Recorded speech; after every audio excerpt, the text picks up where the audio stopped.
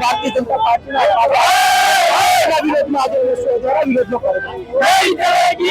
गुजरात जाने उड़ता गुजरात बनी रही होय आ भाजप अने पोलीसनी मिलीभगतथी मात्र पेडलरोने पकड़वानुं काम थाय छे पण मोटा जे ड्रग्स माफियाओ छे तेने पकड़वानुं काम नथी थતું।